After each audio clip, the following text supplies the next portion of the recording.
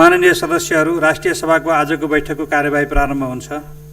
माननीय सदस्यहरू, शून्य समयमा बोल्नको लागि माननीय सदस्यहरूको नाम प्राप्त भएको छ। म माननीय सदस्यहरूलाई बोल्न समय उपलब्ध गराउँछु। शून्य समयमा बोल्नको लागि प्रत्येक माननीय सदस्यहरूलाई 1-1 मिनेटको समय निर्धारण गरेको छु। माननीय अनिता देवकोटा। सम्माननीय अध्यक्षज्यू, सुशासन भाषणमा मात्र हो कि व्यवहारमा पनि हो? महिला हिंसा रोकिएन। लकडाउनकै अवधिमा 274 बलात्कारका घटनाहरू भए। 62वटा घटना बलात्कार गर्न खोजिए। 35वटा घटनामा बालबालिकाहरू यौन शोषणको शिकार बन्न पुगे। तसर्थ क्वारेन्टाइनमा महिलाहरूको विशेष सुरक्षाको प्रत्याभूति होस्। WHO को मापदण्ड अनुसार क्वारेन्टाइन निर्माण गरियोस् र पीडितलाई न्याय दिनको लागि फास्ट ट्र्याकमा फैसला गर्ने वातावरण शीघ्र गर्नको लागि म सरकारसँग माग गर्दछु। धन्यवाद। जैनब। माननीय उदय शर्मा पौडेल। सम्माननीय अध्यक्षज्यू, हाम्रो संविधानको धारा 9 को उपधारा 2 अनुसूची 3 मा रहेको नेपालको निशान छापलाई सङ्घीय संसदको दुवै सदनबाट सर्वसम्मत संशोधन गरी पारित भएको र सम्माननीय राष्ट्रपतिज्यूबाट प्रमाणीकरण भइसकेकोमा हामी सबै गौरवान्वित छौँ। सम्माननीय अध्यक्षज्यू, नेपालको नक्सा संशोधन भई नापी विभागबाट बिक्री वितरण भइसकेको अवस्थामा पनि केही टेलिभिजनका केही कार्यालयहरूमा पुरानै नक्सा झुन्ड्याइएको र टेलिभिजनका केही च्यानलहरूले गीत वा विज्ञापनमा पनि पुरानै नक्सा देखाउने गरेकोमा मेरो घोर आपत्ति छ। यसतर्फ नेपाल सरकार सम्बन्धित निकायको ध्यान अविलम्ब पुगोस् भन्ने अध्यक्षज्यू मार्फत ध्यान आकर्षण गराउँछु। धन्यवाद। माननीय कविता बोगटी। अध्यक्ष महोदय, कर्णाली प्रदेशका विकट जिल्लाहरूमा जिल्ला खाद्य संस्थान र गाउँमा स्थापना भएका खाद्य डिपोहरूमा खाद्यान्न ढुवानी व्यवस्थित बनाउनु पर्ने र विगतमा भन्दा खाद्यको कोटा बढाउनु पर्ने छ। त्यस्तै गरी सदरमुकामबाट टाढा गाउँमा रहेका खाद्य डिपोहरूमा ठेक्कापट्टाको माध्यमबाट खाद्यान्न ढुवानी गर्ने प्रक्रिया भएकोमा ठेकेदारहरूले खाद्यान्न समयमा ढुवानी नगर्ने गरेमा पनि तोकिएको परिणाममा खाद्यान्न ढुवानी नगरी कर्मचारीसँग मिलेर कागज मिलाउने परम्परा रहेकोले जनताले भोकमरीको बेलामा खाद्यान्न नपाउने खालको अवस्था रहेको छ।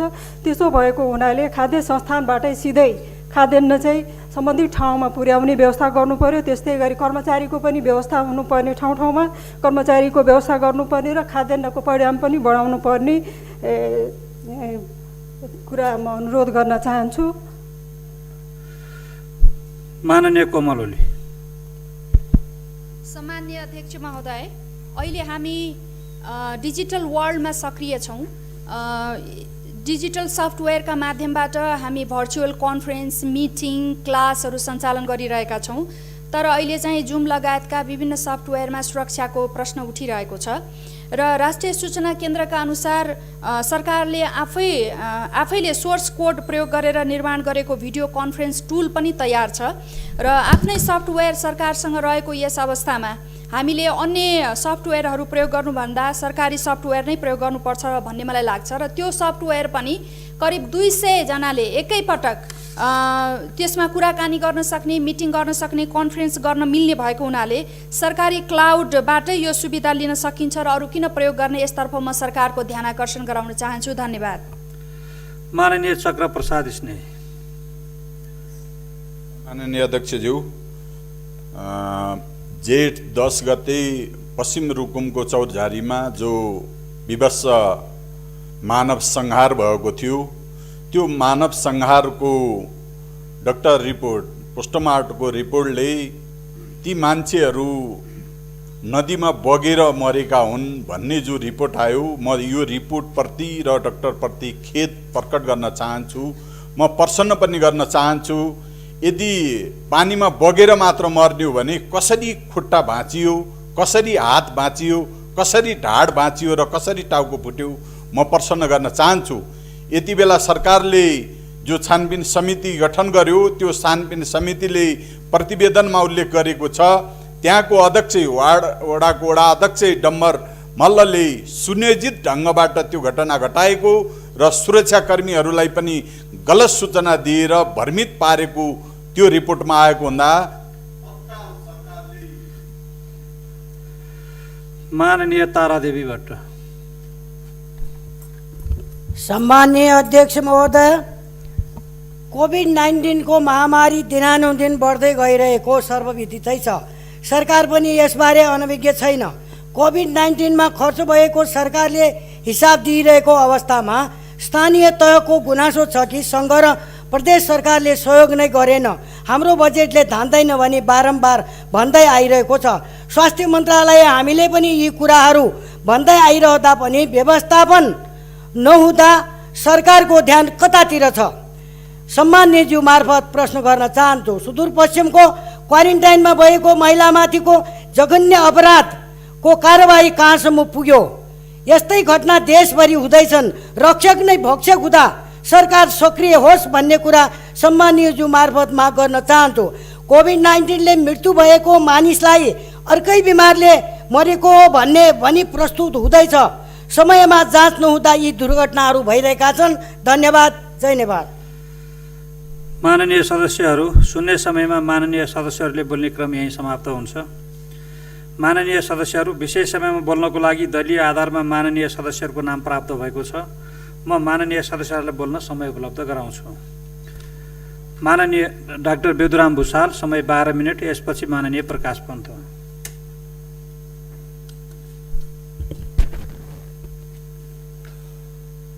सम्माननीय अध्यक्ष महोदय, प्रतिनिधि सभाको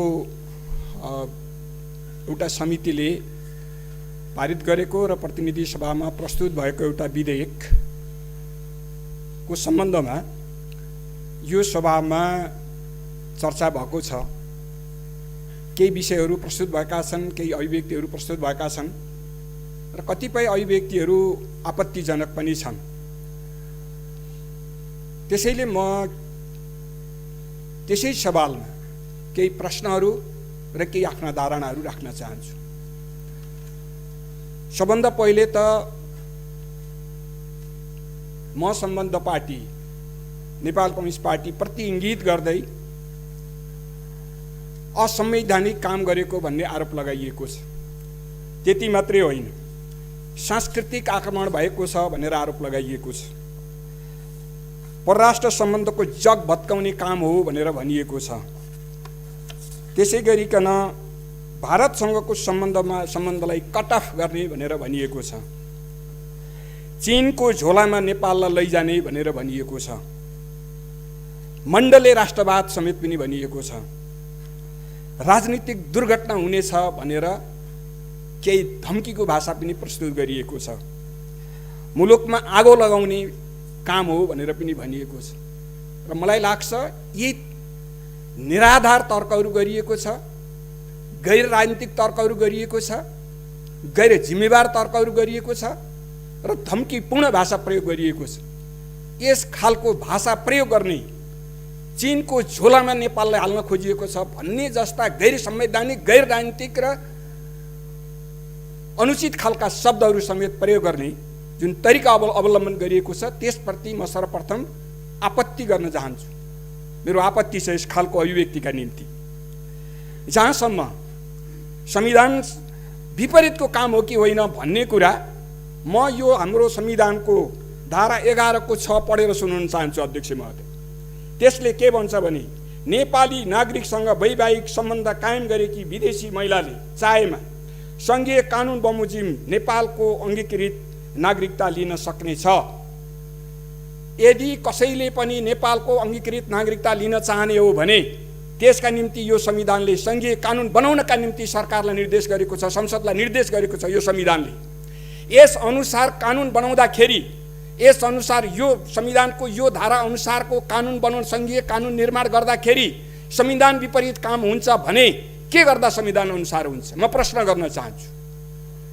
यो कानुन बनाउने काम यो संविधान अनुसारको होइन। आजसम्म यो कानुन नबनाएर ती महिलाहरू नेपाली नागरिकसँग वैवाहिक सम्बन्ध कायम गरेका ती महिलाहरूले यो नागरिकता लिनबाट त्यो नागरिकता लिने अवधि छट्याउनबाट वञ्चित भइरहेका छन्। त्यसका निम्ति यो कानुन बनाउने प्रक्रिया जुन अगाडि बढिरहेको छ प्रतिनिधि सभाबाट, त्यसले यदि त्यो कानुन निर्माण सम्पन्न भयो भने यो ढोका खोल्नेछ। कानुन नियम कानुन नभएका कारणले संविधानको यो प्रावधानलाई कार्यान्वयन गर्नका निम्ति जुन बाधा परिरहेको छ त्यसलाई त्यो ढोका खोल्ने काम गर्नेछ यो कानुन बनाउने कामले। त्यसो गर्दाखेरि यो कानुन बनाउँदाखेरि आपत्ति किन हो? यो कानुन बनाउँदाखेरि गैर संवैधानिक काम भनेर भन्ने ठाउँ कहाँ छ? म जवाब चाहन्छु। म यसको तर्क वितर्क के हो म गर्न चाहन्छु। र मेरो दावा के हो भने जसरी अहिले यो नेपाली नागरिकसँग वैवाहिक सम्बन्ध कायम गरेको कुनै पनि महिलालाई अङ्गीकृत नागरिकता प्रदान गर्नका निम्ति सङ्घीय कानुन बनाइदिएछ, यो संविधान अनुसार गरिँदैछ र यो राम्रो कुरा हो।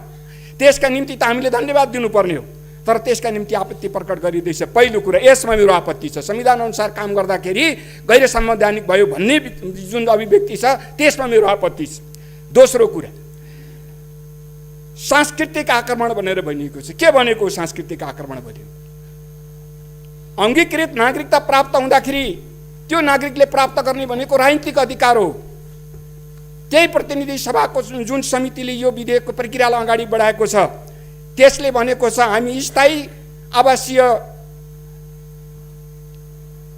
अनुमति पत्र प्रदान गर्नेछौँ र त्यो अनुमति पत्रमा आर्थिक, सामाजिक, सांस्कृतिक र शैक्षिक अधिकारहरू हुनेछन्। राजनीतिक अधिकार बाहेक नेपालका राजनीतिक संस्थाहरूमा चुन्ने र चुनिने अधिकार बाहेक अरू सबै अधिकार हुनेछन्। त्यस खालको स्थायी आवासीय अनुमति पत्र हामीले प्रदान गर्नेछौँ भनेर भनिरहेको छ। त्यही समितिको त्यसले त्यो प्रावधानलाई अगाडि बढाइरहेको छ भने कहाँबाट सांस्कृतिक आक्रमण हुन्छ? सांस्कृतिक सम्बन्ध भनेको राजनीतिक सम्बन्ध हो भनेर जोड्न खोजिएको हो। राजनीतिक अधिकार प्राप्त गरेपछि मात्रै सांस्कृतिक सम्बन्ध कायम हुन्छ भन्न खोजिएको हो। यदि त्यसो भन्न खोजिएको पनि त गलत कुरा हो।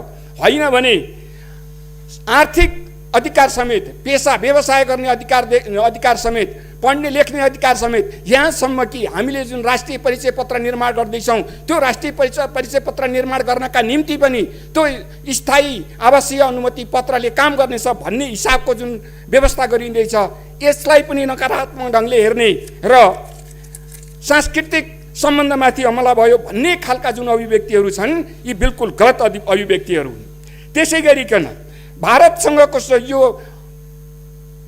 हाम्रो परराष्ट्र सम्बन्धको जग भत्काउने भनिएको छ। कसरी जग भत्किन्छ? हामीले प्रश्न बनिरहेका छौँ। हाम्रो परराष्ट्र सम्बन्ध भनेको असंलग्न परराष्ट्र नीतिको परराष्ट्र सम्बन्ध हो, असंलग्न परराष्ट्र नीतिमा आधारित परराष्ट्र सम्बन्ध हो, पञ्चशीलका सिद्धान्तहरूमा आधारित परराष्ट्र सम्बन्ध हो। त्यसलाई यसले कहाँ भत्काएको छ? त्यसै गरिकन चीनको झोलामा जाने, भारतसँगको सम्बन्धलाई कटअप गर्ने र चीनको झोलामा जाने के भन्न खोजिएको? के भारतको झोलामा लान खोजिएको हो त? हामीले जब समानताको कुरा गरेका छौँ, जसरी भारतसँग हाम्रो प्राचीन कालदेखिको सम्बन्ध छ त्यसै गरिकन चीनसँग पनि प्राचीन कालदेखिको सम्बन्ध छ भन्ने कुरालाई किन बिर्सँदै हुनुहुन्छ र उहाँहरू चीनसँगको कुनै पनि वार्ता, कुनै पनि छलफल, कुनै पनि बहसलाई किन नकारात्मक ढङ्गले हेर्ने गर्नुहुन्छ उहाँहरू? के चीनसँग बाहेक भएर बस्न खोजेको हो? त्यसो भए म इतिहासको विद्यार्थी हुँ अध्यक्ष महोदय, मलाई थाहा छ कोदारी राजमार्ग जब बन्दै थियो नेपालमा त्यति बेला पनि यही कुरा उठाइएको थियो। जब नेपालमा संविधान निर्माण हुँदै थियो त्यति बेला पनि यही कुरा उठाइएको थियो। जब नेपालमा नाकाबन्दी भएको थियो त्यति बेला पनि यही कुरा उठाइएको थियो। आज पनि त्यति लान खोजिएको हो? के नेपाल सधैँभरि भारतको चङ्गुलमा बस्नुपर्छ भन्न खोजिएको हो? यदि त्यसो होइन भने यहाँ समानताको व्यवहारमा कहाँ फरक परेको छ? हामीले आफ्नो कानुन बनाउँदाखेरि हामीले जब स्वतन्त्र ढङ्गले, नेपालले जब स्वतन्त्र ढङ्गले आफ्ना निर्णयहरू गर्छ तब किन नेपाललाई भारतबाट टाढा भएको भनेर भन्न खोजिन्छ? किन चीनतिर ढल्किएको भन्न खोजिन्छ? यसको मतलब हो नेपाललाई सधैँभरि भारतको चङ्गुलमा राख्ने दृष्टिकोण, भारत जहिले पनि नेपाललाई भारतको अधीनस्थ बनाउन खोज्ने दृष्टिकोण हो भनेर किन नभन्ने? त्यो खालको अभिव्यक्तिलाई यही जो बाहेक अरू केही भन्न सकिँदैन भन्ने मलाई लाग्छ।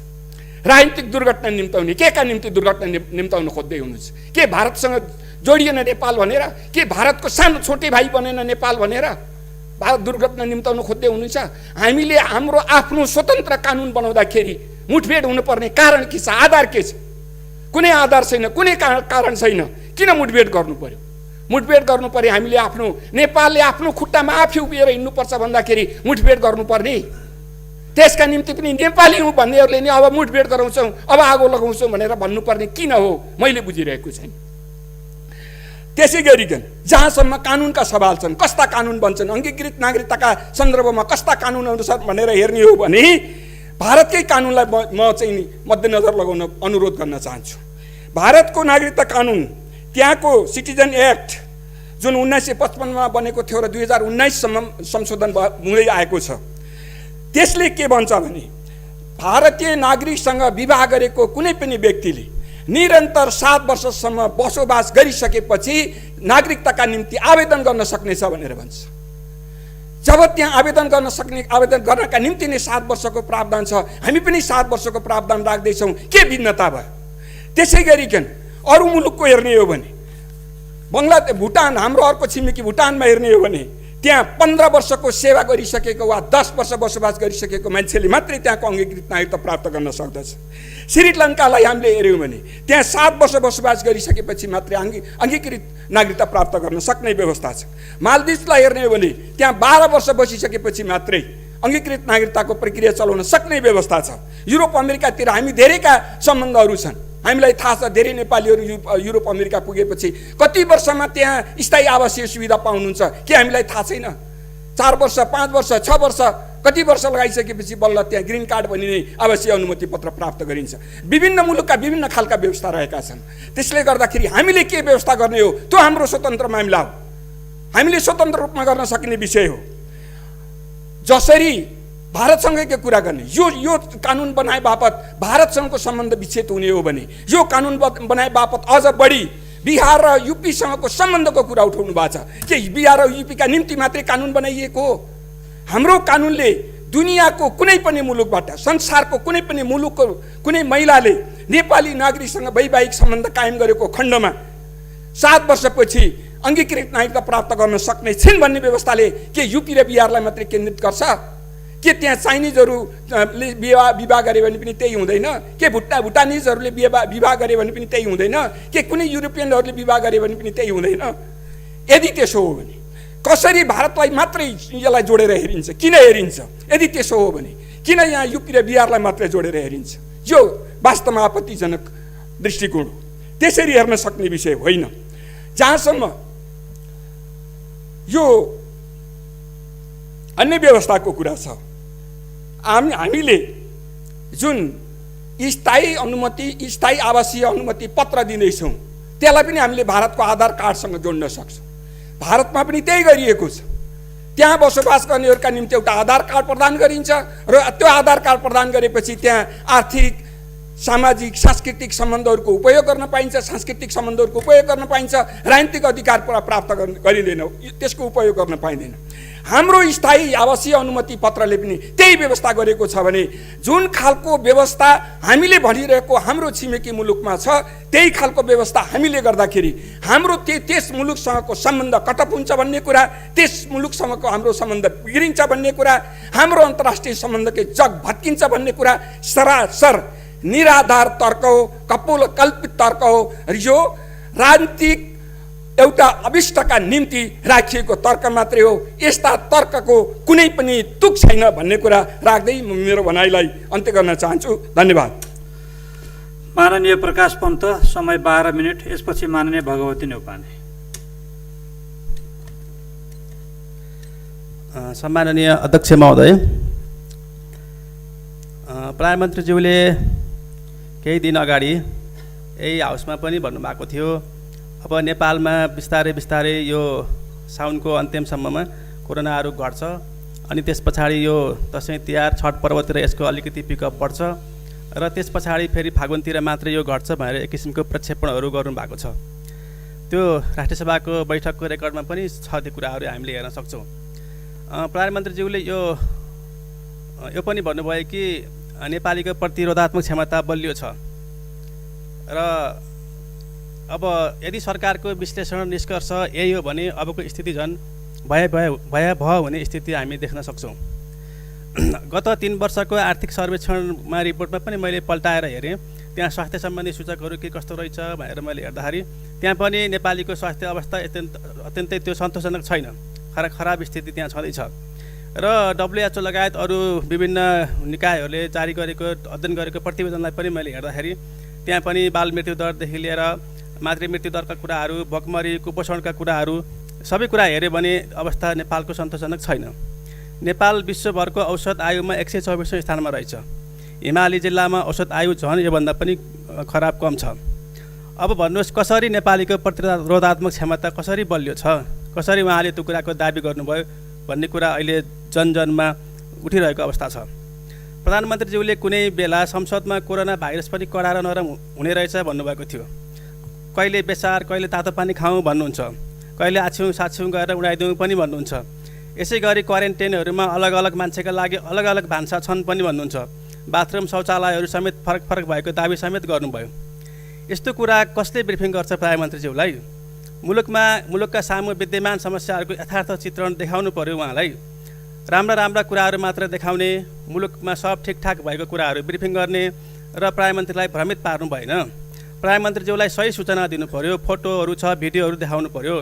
प्रधानमन्त्रीज्यू भ्रमित हुनुभयो भने उहाँले स्वयं आफै भ्रमित हुनुभएपछि उहाँले फेरि जनतालाई, मुलुकलाई, सबैलाई उहाँले एउटा भ्रमित पार्नेतर्फ पनि उहाँ उन्मुख देखिनुभयो। प्रधानमन्त्रीज्यू, हामी भन्छौँ तपाईँ सरकार राम्ररी चलाउनुहोस्, सम्हाल्नुहोस्। यसमा हाम्रो कसैको दाबी केही पनि छैन। मन्त्रीहरूलाई जिम्मेवार बनाउनुहोस्, सरकारलाई उत्तरदायी बनाउनुहोस्, विज्ञ र चिकित्सकहरूलाई उनीहरूको जे काम हो त्यही काम गर्न दिनुहोस्। विज्ञानले सिद्ध नगरेका कुराहरूलाई भ्रम पालेर तपाईँ नबस्नुहोस्।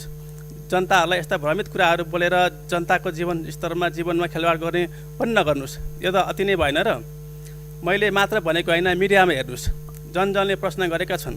आछ्यौँ साछ्यौँ गरेर कोरोना उड्ने भए लकडाउन किन गरिएको हो? आछ्यौँ साछ्यौँ गरेर उड्ने कोरोनाको नाममा 10 अरब किन खर्च गरिएको हो? स्थानीय तहका जनप्रतिनिधिहरू आज अहिलेसम्म पनि भनिरहेका छन् सङ्घ र प्रदेशले हामीलाई केही सहयोग गरेन, केही कुरा पठाएन।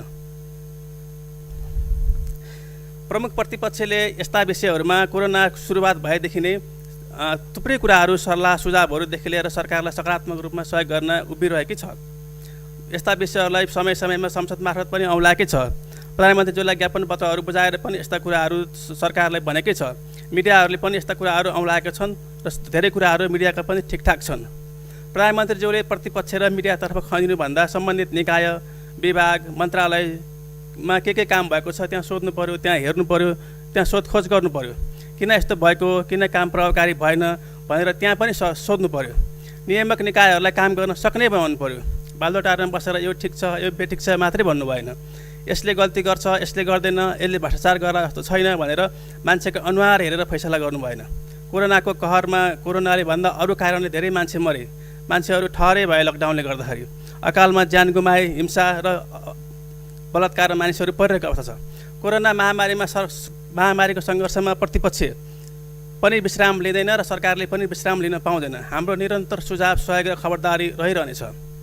कोरोना महामारी विरुद्धको सङ्घर्षमा सरकारको अकर्मण्यता, भ्रष्टाचार र गैर जिम्मेवारी प्रवृत्तिका विरुद्ध प्रमुख प्रतिपक्षी दल नेपाली काङ्ग्रेसले प्रधानमन्त्रीज्यूलाई विशेष ज्ञापन पत्रहरू बुझाइरहेकै छ। ज्ञापन पत्र मार्फत नेपाली काङ्ग्रेसले कोरोना विरुद्धको सङ्घर्षमा समस्त नेपाली जनताको असन्तुष्टि, सुझाव र समस्याहरू त्यहाँ छलङ्ग स्पष्ट रूपमा प्रस्तुत गरेको छ। सम्माननीय अध्यक्ष महोदय, आरडिटी म एकपटक पुनः संसदको र सरकारको ध्यान आकर्षण गर्न चाहन्छु कि आरडिटी परीक्षण तत्काल रोकेर पिसिआर परीक्षणको दायरा व्यापक बनाउनु पर्यो।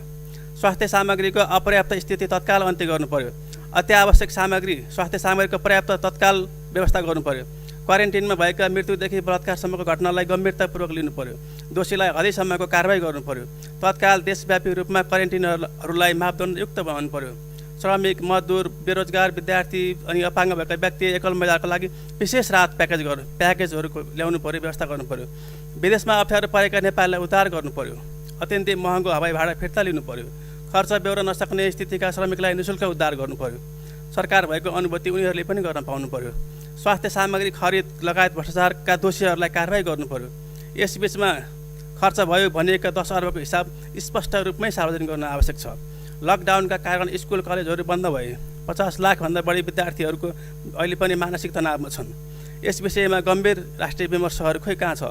विद्यार्थीहरूले उनीहरूको शैक्षिक भविष्य सुरक्षाका लागि विशेष कार्ययोजनाहरू सरकारले अहिलेसम्म पनि ल्याउन सकेन। खालि त्यो एउटा एसएलसीको परीक्षा दिनु नपर्ने कुरा मात्रै अगाडि आएको छ।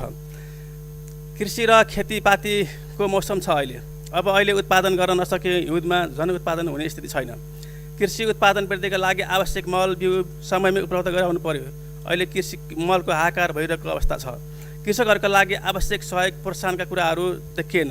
समन्वयको प्रभावकारी वातावरण पनि देखिएन। लकडाउनका कारण साना ठुला उद्योगीहरू व्यवसायहरूले आर्थिक चुनौती सामना गरेकै छन्। उद्योग व्यवसायलाई उठाउनेतर्फ सरकारको ध्यान पनि छैन। आवश्यक राहत ल्याउने कुराहरू त्यो हल्ला मात्रै भयो। कर तिर्नका लागि सहुलियतपूर्ण व्यवस्थाहरू गर्ने कुरा पनि त्यो व्यवस्था हुन सकिरहेको छैन। औद्योगिक उत्पादनमा श्रमिकदेखि श्रमजीवी पत्रकारसम्मको रोजगार सुरक्षा गर्नु पर्यो। साना ठुला उद्योग धन्दादेखि लिएर मिडिया हाउसहरू पनि उद्योग नै हो, तिनीहरूलाई विविध ढङ्गले राहत योजनाहरू ल्याउन आवश्यक देखिन्छ। सरकारलाई महामारीको सङ्कटमा सामना गर्न नेपाली काङ्ग्रेसले निरन्तर खबरदार र सहयोग गरिरहने कुरा हामीले भनिरहेकै छौँ। लोकतान्त्रिक गणतन्त्र नेपालमा सरकारसँग विसङ्गति विरुद्ध हामीले शान्तिपूर्ण विरोध गर्ने अवस्था पनि रहेन। सरकारको ध्यान आकर्षण गराउन पाउने सबै नेपालीको हक छँदैछ, त्यो हक समेत हनन भएको छ। पछिल्लो पटक यसै क्रममा सरकारको अकर्मण्यताका कारण स्वस्फूर्त रूपमा सडकमा आएका युवाहरूमाथि धरपकड र दमन गरिएको छ। गृह मन्त्रालयले अलोकतान्त्रिक विज्ञप्ति जारी गरेर धम्काइरहेको छ। यो खेदजनक र निन्दनीय छ र संविधान विरोधी पनि छ। जनताले शान्तिपूर्वक भेला हुन र विरोध गर्न पाउने कुरालाई गलत ढङ्गले नसोचियोस्, गलत ढङ्गले नबुझियोस् र गलत ढङ्गले पनि नहेरियोस्। लोकतन्त्र र गणतन्त्रको लागि जेल र वनवास बसेका दुहाई दिनेहरू नै जनताको शान्तिपूर्ण विरोध गर्न पाउने अधिकारमाथि दमन गर्नु यो राजनैतिक नैतिकता हराएको अवस्था पनि हो। हामीले नक्सा पारित गर्ने लगायत थुप्रै विषयहरूमा एउटा किसिमको राष्ट्रिय सहमतिहरू गऱ्यौँ। हामीले यही बिचमा संविधानमा त्यसलाई हामीले नेपालको लिम्पियाधुरा सहितको चुच्चे नक्सालाई पारित गर्ने पनि हामीले त्यो गरिसक्यौँ। जब नेपालमा सङ्कट आइपर्छ, जब मुलुकमा राष्ट्रियतामा हामी एकजुट हुने स्थिति आउँछ, जब संविधान निर्माण गर्ने कुरादेखि लिएर अनेकौँ ठाउँमा हामी जहिले पनि सँगसँगै एक ठाउँमा उभिरहेको छ। सबै पोलिटिकल पार्टीहरू एकै ठाउँमा उभिएर एकै ढिक्का भएर मुलुकका हितमा काम गरेको थुप्रै उदाहरणहरू छन्। नक्सा पास गर्ने बेलामा सरकारले एक किसिमको सहमतिको खोजी गर्यो। त्यसमा सबै दलहरूले साथ सहयोग समर्थन गरे। तर तत्कालै संविधान संसदबाट पारित हुने बित्तिकै, त्यो सकिने बित्तिकै फेरि सरकारले र सत्तारूढ दलले त्यो कुराहरू बिर्सेको छ। यस्ता सहमति राष्ट्रियताका विषयहरूलाई फेरि गिजोल्ने गरी चाहिँ अगाडि बढिरहेको स्थितिहरू हामी छर्लङ्गै देख्न सक्छौँ। परराष्ट्र मामिला लगायत अन्तर्राष्ट्रिय सम्बन्धहरूलाई पनि बिगार्ने गरी कतिपय गतिविधिहरू भएकै छन्। हाम्रो सन्तुलित चाहिँ एउटा परराष्ट्र नीतिमा एउटा एक किसिमको खलबलिएको अवस्था हामी यहाँ पाउन हामीले सक्छौँ। मुलुकमा अझै पनि राष्ट्रियताको लागि थुप्रै कुराहरूमा हामी सँगसँगै हिँड्नुपर्ने अवस्था छ। सँगसँगै अडिनुपर्ने, उभिनुपर्ने, एक ढिक्का हुनुपर्ने थुप्रै ठाउँहरू छ। ती सबै कुराहरूमा सरकारले बिर्सिनु भएन। सरकार अझै पनि एक्लै हिँड्ने बेला छैन। जुनसुकै पोलिटिकल पार्टीको सरकार भए पनि केही वर्ष सँगसँगै हिँड्नुपर्ने स्थितिहरू छ। नेपालमा सङ्घीयता मजबुत गर्ने कुरा बाँकी नै छ। सङ्घीयताको कार्यान्वयन सफल भइसकेकै छैन। हामी कहाँ संविधानको कार्यान्वयन पनि पूर्ण रूपमा भएकै छैन। संविधानलाई सर्वस्वीकार्य बनाउने कुराहरू अझै बाँकी नै छन्। तमाम समस्याहरू छन्। सिमाना हामीले नक्सा पारित गरेको हो, फेरि चाहिँ हामीले आफ्नो जग्गा, आफ्नो भूमि प्राप्त गर्ने कामहरू बाँकी नै छ। यी तमाम कुराहरू बाँकी हुँदाहुँदै हामी फेरि एकतर्फी रूपमा कुद्न सुरु गऱ्यौँ। एउटा पोइन्टमा लाने, त्यो चाहिँ एउटा कागती जस्तो चाहिँ एउटा यसो रसायन जल निचर्ने, त्यसपछि फाल्ने जस्तो चाहिँ सत्तारूढ दलको र सरकारको प्रवृत्ति देखिया छ। भोलि जहाँसुकै जतिखेर जहाँ पनि सबै पार्टीहरू काम लाग्न सक्छ।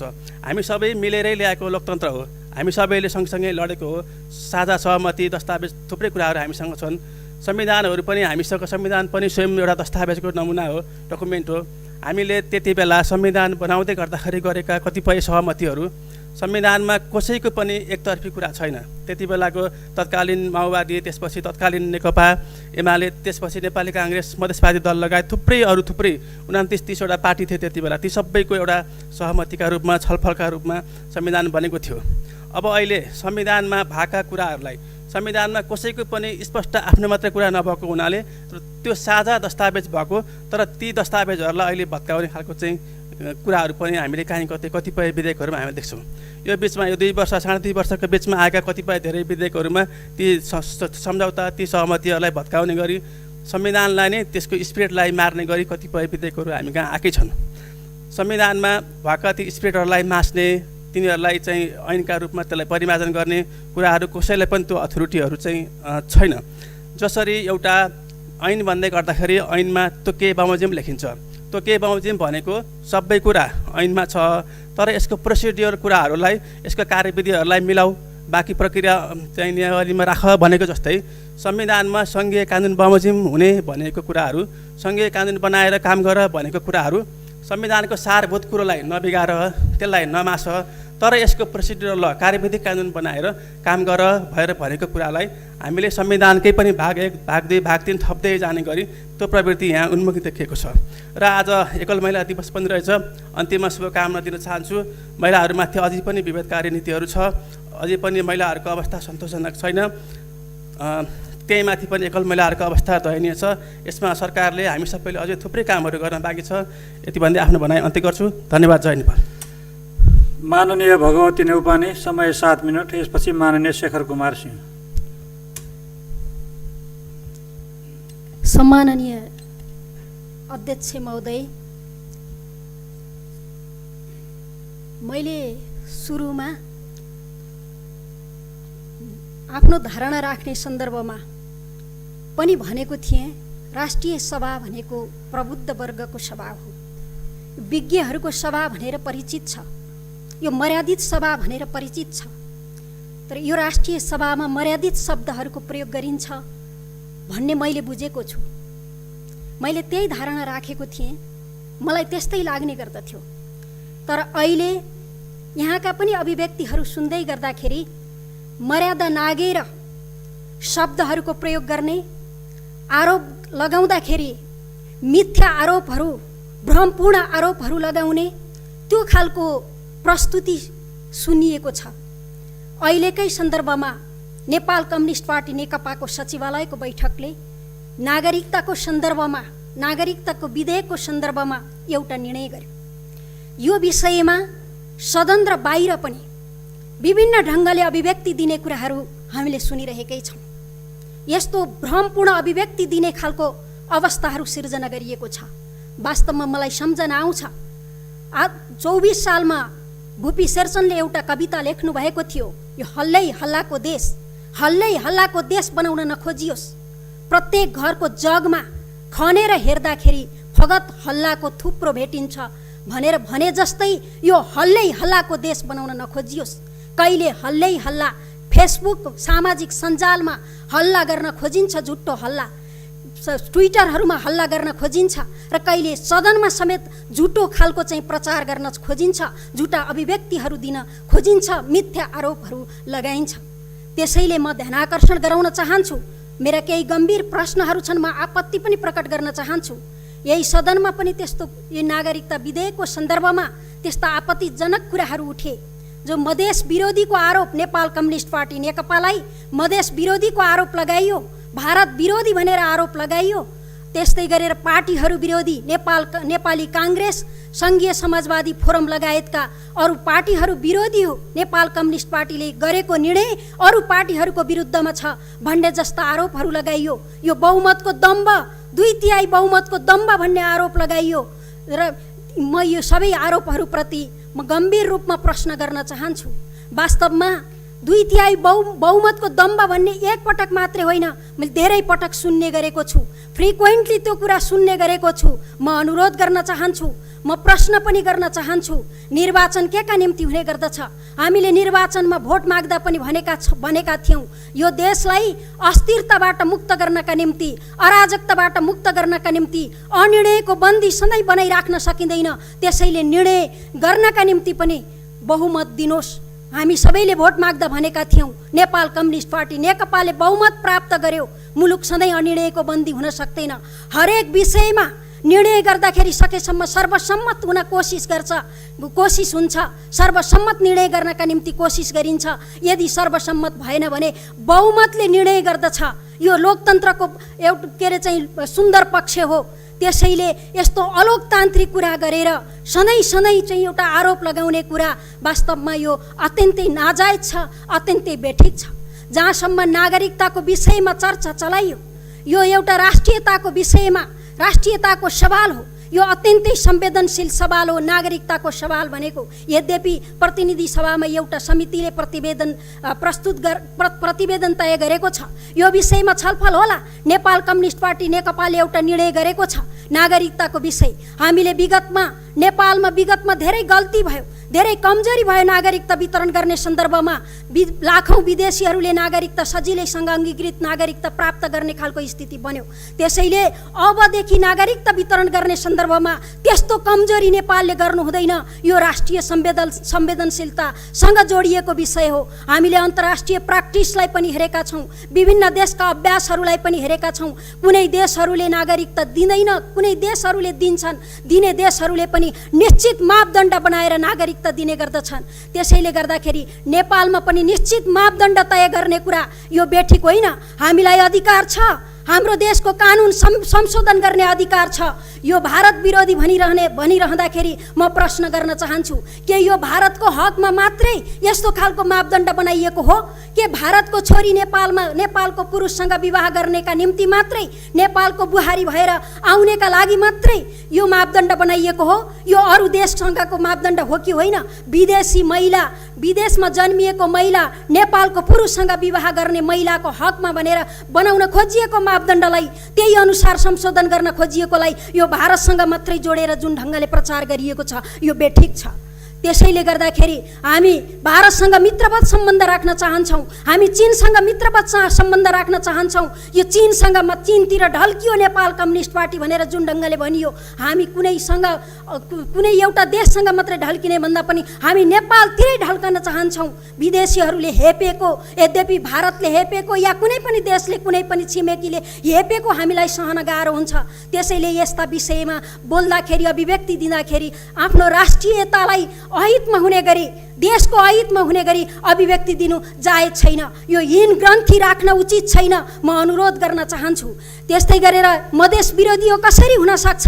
कसरी मधेसी जनताको अहितमा हुन सक्छ? म यो पनि प्रश्न गर्न चाहन्छु। त्यसैले हामीले देख्यौँ विगतमा जो हामीले अङ्गीकृत नागरिकता लिनेहरूलाई नेपालको सदनसम्म पुर्याउने, राजकीय भूमिकासम्म पुर्याउने अवस्था जुन सिर्जना भयो, यसले अभिव्यक्तिहरू कसरी अभिव्यक्ति प्रकट हुने गर्दछ भन्ने कुरा समेत हामीले देख्यौँ, सुन्यौँ, हामीले बुझ्यौँ। त्यसैले यस्ता कुरालाई समेत हेक्का गर्नुपर्ने रहेछ भन्ने कुरा हामीले बुझेका छौँ। त्यसैले यस्ता संवेदनशील विषयमा राष्ट्रियता विपरीत कुरा गर्ने, देशका अहितमा कुरा गर्ने कुरा नाजायज छ। म त्यसतर्फ चाहिँ ध्यानाकर्षण गराउन चाहन्छु र म प्रश्न गर्न पनि चाहन्छु।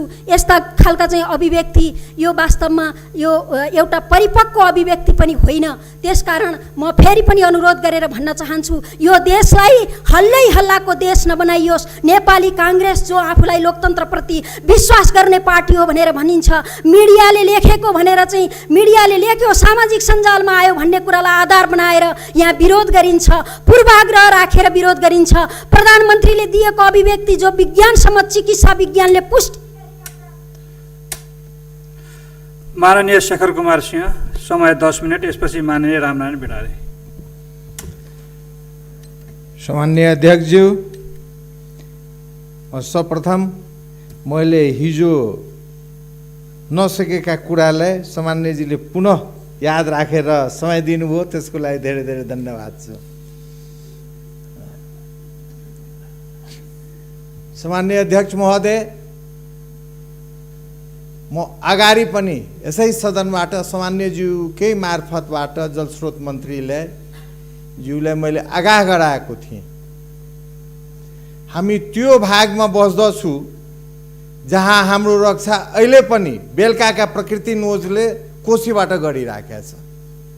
नभए आज यो सप्तकोशी महारानी कहाँ पुग्नुहुन्थ्यो त्यसको ठेगान छैन। लगभग 60 वर्ष भइसक्यो, सप्तरीको पथरीसम्म मात्र बाँध पुगेको छ, पश्चिमी तटबन्ध।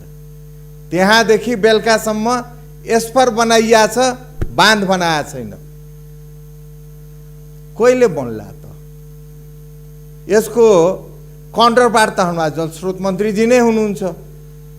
जलस्रोत मन्त्रीजीले त्यहाँ गएर स्थलगत निरीक्षण, म त सामान्य अध्यक्षजीलाई समेत आग्रह गर्छु, त्यो स्थललाई पनि एकपल्ट नजर गरिदिएदेखि मैले बोलेको कुरो के रहेछ भन्ने कुरो प्रमाणित हुन्छ।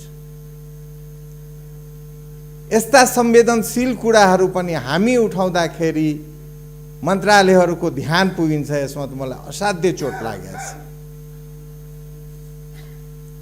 त्यसमा यथाशीघ्र ध्यान दिएर उहाँले पक्कै काउन्टर पार्टसँग कुरो गर्नुपर्छ र अगाडि उठाएका कुरो उहाँले काउन्टर पार्टसँग कुरो गर्दा ब्यारेजदेखि दक्षिणी पार्टमा युद्ध स्तरमा अहिले काम चलिराखेको छ। त्यसमा पनि म धन्यवाद दिन चाहन्छु। सँगै यो गम्भीरताले पनि उहाँले आफ्नो काउन्टर पार्टसँग कुरो गरेर गराइदिनुहुन्छ भन्ने म विश्वास पनि छु। गङ्गाजली खोलाको विष्णु बान्जो हिजो पनि मैले भनेको थिएँ, हिजोसम्म त लगभग 60 फिटसम्म गएको थियो, आज राति त उसले 150 फिट नागिसकेको छ। यस्तो खहरे खोला हो जसको ठेगानै हुँदैन छ अन्यजी।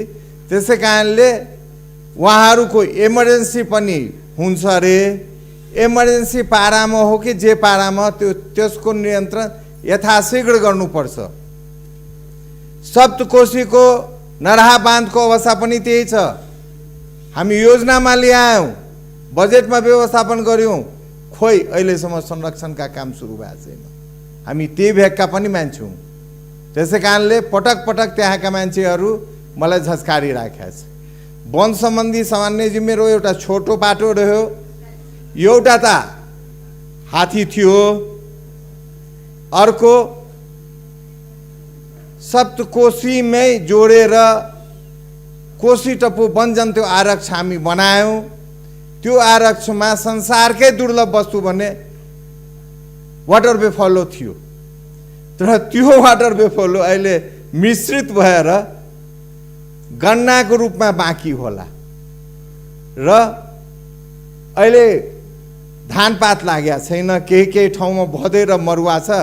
रातिमा पनि ओद्राहा भन्ने ठाउँमा 150 देखि बढ्ता भैँसु आएर सबै किसानको समाप्त पारेर गएको छ। यसलाई कसले हेरिदिने? उहाँले फिनिसिङ गर्नुको नाममा कहिलेकाहीँ 50 मिटर त कहिले 200 मिटर गर्नु पनि भएको छ कोशी टप्पुबाट। तर त्यही हो उसको व्यवस्था। हाम्रो यस्तो बेलामा अन्नसँग खेलबाड नहोस्, हाम्रो जीव ज्यान थेग्ने त्यही अन्न हुन्छ।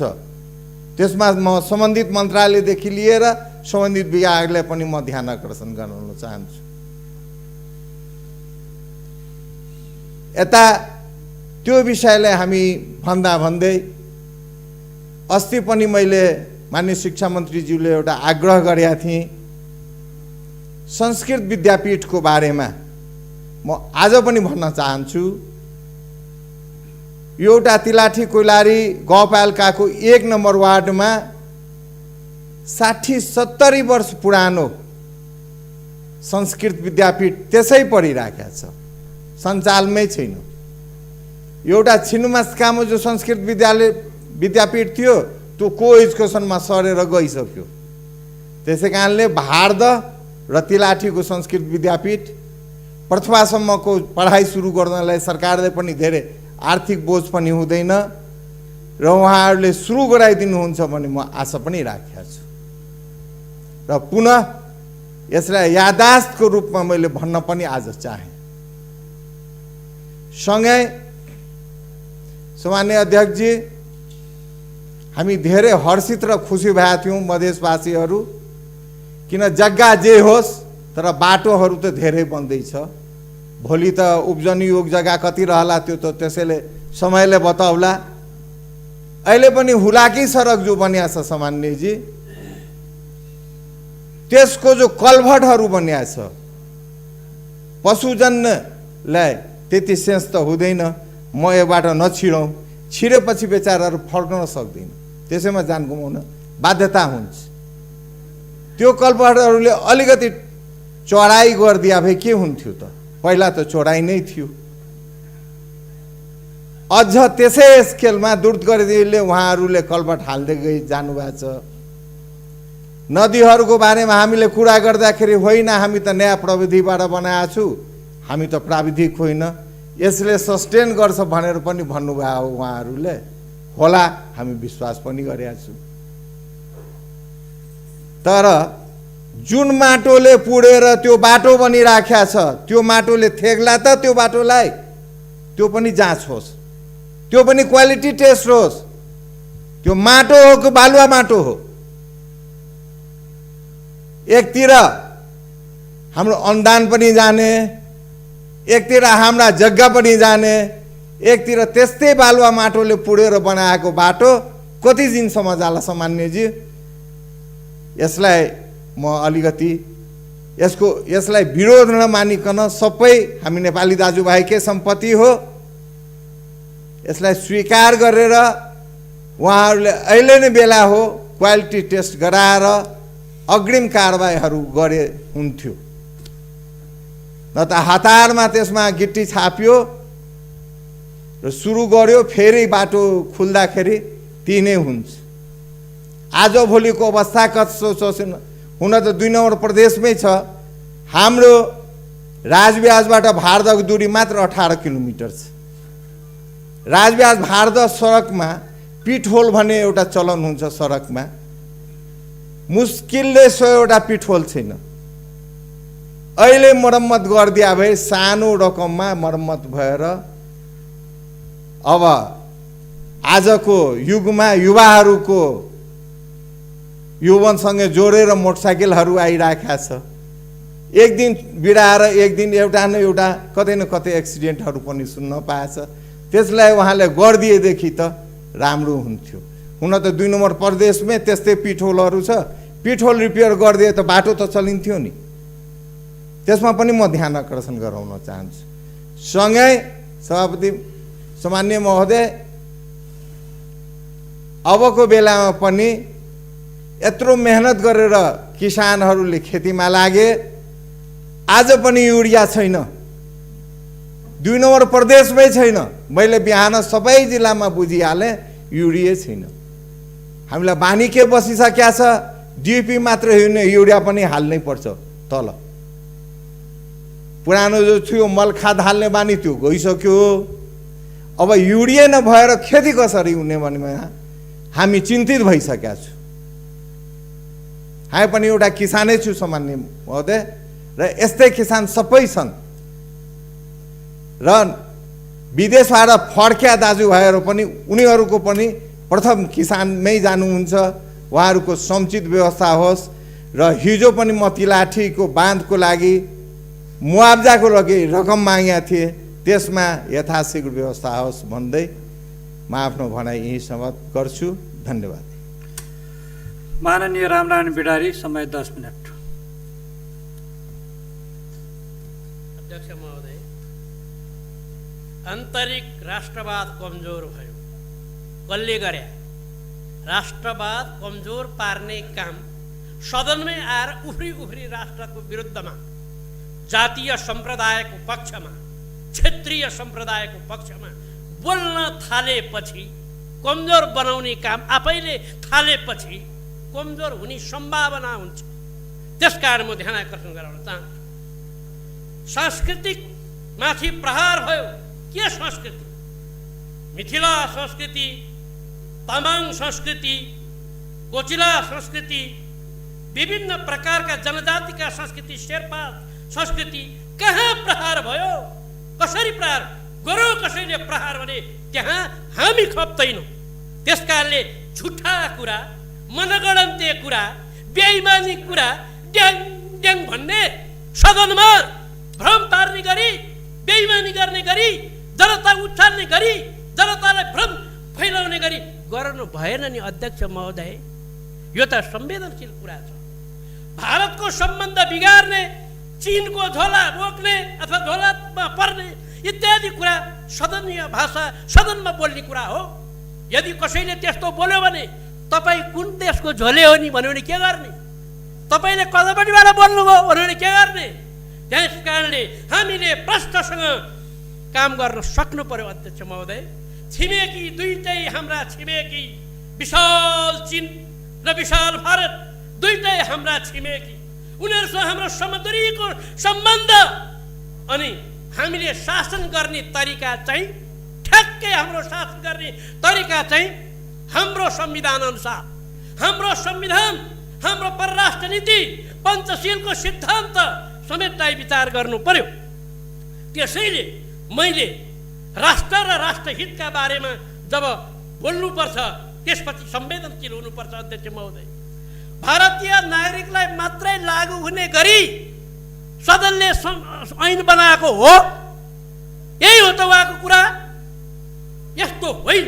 संसारभरबाट नेपालका ठिटाहरूले, विदेशका ठिटीहरू बिहा गर्न सक्छन्, त्यो छुट छ, कसैलाई रोकटोक छैन। त्यसकारणले त्यस प्रकारले पनि भारतीय नागरिकहरूलाई मात्र लागू हुने कुरा होइन। विगतका वितरण गरिएका नागरिकताको बारेमा पनि यो ऐन बनाएको होइन। संसारमा सार्वभौम राष्ट्रले नागरिकता सम्बन्धी आफ्नै प्रकारको नीति ल्याउँछ। हाम्रो देश सार्वभौम सत्ता सम्पन्न राष्ट्र होइन कि भन्ने लाग्यो कि कसैलाई? उतैपट्टि ढल्क्यो कि भन्ने? त्यसकारणले आर्थिक, सामाजिक, सांस्कृतिक अधिकार सहितका चाहिँ नि हामी नागरिकताको बारेमा बोलिराखेका छौँ। दक्षिण एसियामा कुनै पनि देश छैन अध्यक्ष महोदय त्यस्तो जहाँ निशर्त जम्म बिहा गरेर ठ्याक्क नागरिक भयो, ठ्याक्क सांसद भयो, ठ्याक्क मन्त्री भयो। यस्तो छैन, दक्षिण एसियामै छैन, कहीँ पनि छैन। उहाँ चाहिँ पृथ्वीभन्दा बाहिरको मान्छे हो त।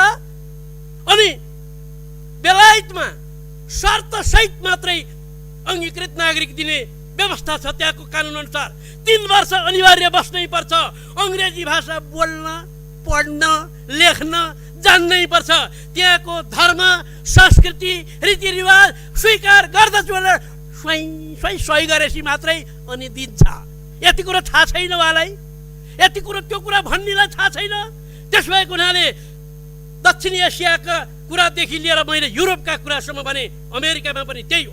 विगतदेखि भइरहेका विगतका कुरा, विगतदेखि भइरहेको, उहिलेदेखि भइरहेको, उहिलेदेखि भइरहे पञ्चायत किन बदल्या त? उहिलेदेखि भइरहेको थियो त 30 वर्ष, 104 वर्ष राणा शासन किन बदल्या? विगतको जहानीय शासन थियो अध्यक्ष महोदय, विगतमा निर्दलीय व्यवस्था थियो, विगतमा संक्रमणकालीन शासन चल्यो, विगतमा केन्द्रीय शासन थियो, विगतमा राजतन्त्रात्मक शासन थियो। त्यसले त्यस्तै जान्यो, त्यस्तै गर्यो, त्यस्तै लम्पसार पर्यो। यसको निरन्तरता दिने होइन। अब एकताका त कस्तो पनि थियो भने इतिहासमा भारतको मान्छे नेपालको राजाको सचिव हुने, राजाको दरबार ट्याक्क भारतको मान्छे भयो नि, त्यही कायम गर्ने। अहिले पनि एकताका कस्तोसम्म थियो भने उहाँको पार्टी छ नि, अहिले जुन पार्टीमा हुनुहुन्छ त्यो पार्टी नेपालको मान्छे नेपालको प्रधानमन्त्री भयो अध्यक्ष महोदय। त्यो भारतीय काङ्ग्रेसको पनि सदस्य थियो। भारतीय काङ्ग्रेस पार्टीको सदस्य नेपालको प्रधानमन्त्री यस्तो पनि भयो। यो मैले बनाए होइन, इतिहास हो यो। त्यसकारण पुराना कुरा गए, राजा भागेर शरण लिन गए भारतमा। अब त्यसो गर्न हुन्छ? अब त्यही गर्ने? त्यसकारणले हामी संसारसँग अब समान छौँ, सार्वभौम सत्ता प्रयोग गर्न हामी सक्षम छौँ। हामी युएनएको सदस्य बनेका छौँ। देशमा गणतन्त्र आएको छ, लोकतन्त्र आएको छ। त्यसकारणले अध्यक्ष महोदय यस्तो कुरा गर्न संसदमा, गरिमामय संसदमा सुहाउँदैन अध्यक्ष महोदय। कुनै पनि नेपाली नागरिकलाई बिहा गर्न रोकेको छ भने भन्नु पर्यो, कहाँ रोकेको छ? छैन। विदेशीसँग बिहे गर्न पाइन्छ, मजाले गर्नु। के को भारतसँग नि क्यानाडा गएर नि गर्नु, त्यो पनि नेपालले दिन्छ। अमेरिका गएर गर्नु, त्यो पनि दिन्छ। अब हामी धेरै सरिताहरू चाँडै अङ्गीकृत बनाएर देशमा मन्त्री बनाउने, सांसद बनाउने मेलोमा छैनौँ। यति कुरा ढुक्कसँग जान्नु है, जान्नु पर्यो। त्यसैले सीमा अब नियमित गर्छौँ। दुई देश अलग अलग हो, दुई देशको मित्रतालाई सुदृढ गर्छौँ, तर खुला सिमाना राख्न दिँदैनौँ। अन्तर्राष्ट्रिय मान्यता अनुसार गर्छौँ। खुला नागरिकता, लापरवाहीपूर्ण सम्झौता। अघि भर्खर मान्यले भन्नुभयो कोशी नदीले गर्दा धुरु धुरु रुनु परेको छ। उहाँलाई तराईका जनतालाई त्यस्तो असमान ढङ्गले आपत परिराखेको छ। त्यसकारणले पेरोलमा बसेका मान्छेहरूले जे भन्छन् त्यही कुरा हामीले गर्नु हुँदैन। ती पेरोलवालाले आफ्ना तलब बचाउनका निम्ति अनेक कुरा गर्छन्। त्यसकारण हामी सांसदले अब विचार गर्नु पर्यो। अबको नेपाल आधुनिक नेपाल, लोकतान्त्रिक नेपाल, स्वाभिमानी नेपाल, राष्ट्र र राष्ट्रहितमा गम्भीर भएको नेपाल। हामी चीनको मोडेलमा जाँदैनौँ, हामी भारतको मोडेलमा नि जाँदैनौँ, हामी अमेरिकी मोडेलमा नि जाँदैनौँ, हामी नेपाली हौँ। नेपाली गर्वसाथ हामी नेपालको संविधान अनुसार हामीले नेपालीको मोडेल अनुसार संविधान बनाएका छौँ, त्यसैमा जान्छौँ। मधेसका जनताहरूलाई उकास्ने डोम, मधेसका ती डोमहरू, मधेसका ती मुसाहरहरू, मधेसका ती श्रमिकहरू, मधेसका ती गरिबहरू, मधेसका ती किसानहरू, ती मधेसका हलियाहरू, तिनीहरूलाई झुक्क्याएर, तिनीहरूलाई लटर-पटर पारेर त्यहाँका शोषक र सम्भ्रान्तहरू राजनीतिमा आएर त्यस प्रकारको काम गर्नु हुँदैन। वास्तविक नेपाली ती मधेसका ती श्रमिकहरू हुन् जसले सीमा रक्षा गरिरहेका छन्। तसर्थ मधेसका नारीका उत्थानका निम्ति यो नागरिकता विधेयक ल्याएको। मधेसको नारीलाई होच्याएर विदेशबाट नारीहरू ल्याएर अनि तिनीहरूलाई चाहिँ फटाफट नेता बनाएर अनि त्यसलाई चाहिँ मन्त्री बनाएर हिँड्ने। अब वंशज मधेसी नारीहरू को संरक्षण गर्ने, अब वंशज मधेसी किसानहरूको संरक्षण गर्ने, यसको चिन्ता त्यहाँका सम्भ्रान्त वर्ग र तिनका नेतालाई छैन। ती त मन्त्री हुन आएका, मन्त्री हुन्छन्, मधेसको हित गर्दैनन्, अन्त चाकडी गर्छन्, मन्त्री रिटायर हुन्छन्, खुरुक्क घर जान्छन्। त्यसैले मधेसमा विकास हुन सकेन। भारत र चीन दुवैमा दोहोरो नागरिकता छैन, नेपालमा पनि दोहोरो नागरिकताको व्यवस्था गरेका छैन। भारतकी छोरी दिन्न भनेर पिर पर्यो भनेर एकजनाले तलतिर बोलेछन्। अब भारतले हामीलाई छोरी दिन्न भनेर रोएछन्। भारतले छोरी नदिए नेपाली छोरी नेपाल छोरोसँग बिहा गर्छ, यति कुरा बुझ्न सकिन्न। नारा लाउनेले बुहारीसँग किन डराएको भनेर नारा लाउनेले हाम्रा छोरीलाई किन हेपाएको, भारतमा लगेर किन पन्छाएको, भारतमा लगेर किन चाहिँ दासी कमारी बनाएको भनेर नारा लाउन मिल्दैन। छोरी ज्वाइँलाई दिने हो कि सांसद र मन्त्री बनाउन दिने हो, त्यस कारणले यता पनि विचार गर्नुपर्छ अध्यक्ष महोदय। त्यसैले अब कानुनी प्रश्न छ एउटा, प्रतिनिधि सभामा विचाराधीन भएको यो विषय राष्ट्रिय सभामा अनावश्यक रूपमा ठाउँ गरेर बोल्न पर्ने भयो। यो त राष्ट्रिय सभाको समितिमा, यो प्रतिनिधि सभाको समितिमा छ, प्रतिनिधि सभाले निर्णय गर्छ, राष्ट्रिय सभा आउँछ। त्यो बेला बोल्या भए नि हुन्थ्यो नि। कत्रो हतार, कत्रो बेइमानी, कत्रो डर, कत्रो त्रास। त्यस कारणले यतापट्टि पनि ध्यानाकर्षण गर्नुपर्ने हुन्छ। अब दोस्रो विषय छ हाम्रो संविधानको धारा 105। हाम्रो संविधानको धारा 105ले अदालतमा चलिरहेको मुद्दाको बारेमा संसदमा छलफल गर्न हुँदैन, त्यसलाई प्रभाव पार्ने गरी बोल्नु हुँदैन, त्यसलाई चाहिँ उल्टो पाल्टो हुने गरी केही कुरा गर्नु हुँदैन भनेर किटान शास लेखेको छ। प्रमाणलाई उलट पुलट पार्ने, चाहे त्यो सप्तरीको घटना होस्, चाहे त्यो रुकुमको घटना होस्, चाहे त्यो महाकालीको घटना होस्, संविधानले प्रष्ट रूपमा लेखेको छ संसदले अदालतभित्र भएको विचाराधीन विषय छलफल हुँदैन। यसमा सम्माननीय अध्यक्षबाट रुलिङ हुनु पर्यो अध्यक्ष महोदय। त्यस कारणले कति बोल्ने, कहाँ बोल्ने, कहिले बोल्ने, कसले बोल्ने, किन बोल्ने भन्ने कुराको निर्णय हुनु पर्यो। धन्यवाद।